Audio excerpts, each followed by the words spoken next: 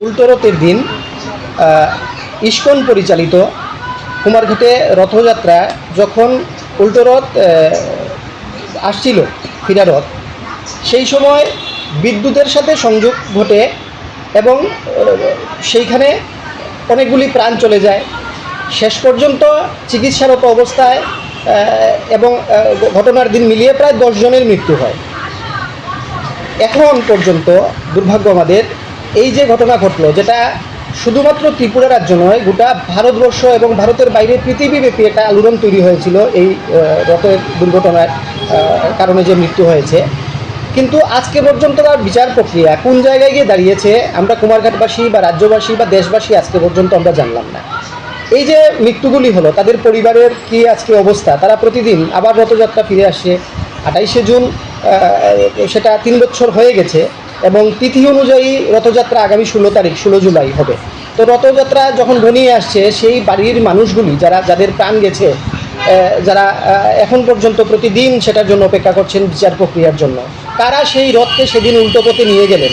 রথ সেদিকে আসার কথা ছিল না, কীভাবে বিদ্যুতের সাথে সংযোগ ঘটলো এবং এই রথটা যে বানানো হয়েছিল অবৈজ্ঞানিকভাবে বা আমাদের যে সনাতনী নিয়ম আছে সেটার না মেনে, সেখানে লোহা এই সমস্ত বিষয় ব্যবহার করে, তার প্রকৃত তদন্ত আজকে পর্যন্ত আমরা দেখলাম না।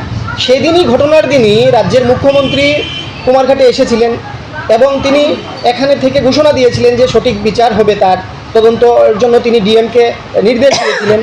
পরবর্তী সময়ে আমরা দেখলাম ত্রিপুরা বিধানসভায় বিরোধীদের যারা বিধায়করা আছেন আমাদের, তারা যখন প্রশ্ন করেছিলেন এই বিষয় নিয়ে, তখন মুখ্যমন্ত্রী সেখানে স্বীকার করেছিলেন যে এই তদন্ত রিপোর্টে তিনি খুশি হননি। তিনি পুনরায় আবার তদন্তের জন্য নির্দেশ দিয়েছিলেন জেলাশাসককে। কিন্তু আজকে প্রায় 3 বছর হয়ে গেল, এখন পর্যন্ত আমরা জানলামই না এটার বিচার কি হয়েছে, কারা দোষী। এবং এই পরিবারগুলি শুধু তো টাকা দিয়েই মানুষের জীবনকে ফিরিয়ে আনা যায় না। আজকে যাদের পরিবার থেকে তারা চলে গেছেন, এক পরিবারের আছে মা এবং সন্তান দুজনের মৃত্যু হয়েছে, এক পরিবারের আছে বাবা এবং ছেলে মৃত্যু হয়েছে, আরও অনেকে আহত হয়েছেন, এভাবে অনেক মিলিয়ে প্রায় 10 জনের মৃত্যু হয়েছে। তো তাদের জন্য কি হলো বিচার? আইনের শাসন কোথায়? আমাদের রাজ্যের মুখ্যমন্ত্রী বা মন্ত্রীরা তো প্রায় সময় বলে থাকেন যে রাজ্যে আইনের শাসন চলছে, কিন্তু এত বড় একটি ঘটনা, সেই রথটা আমরা দেখলাম যেটা পুলিশ বাজেয়াপ্ত করেছিল অভিশপ্ত রথ, সেটাকেও পরবর্তী সময় ভেঙে বিক্রি করে দেওয়া হয়েছে। কিসের জন্য বিক্রি করা হলো, আইনি প্রক্রিয়া কি, সেগুলি কিন্তু আমরা কুমারঘাটবাসীরা বা দেশবাসীরা, রাজ্যবাসীরা আমরা জানি না।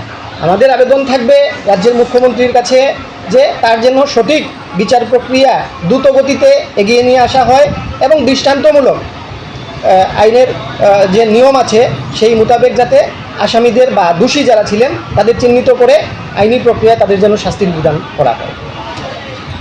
লং তরে কাচ্চি গানের সর্ষে তেলে টেস্ট, যে খাবে সেই বলবে লং তরাইবে, লং তরাইবে।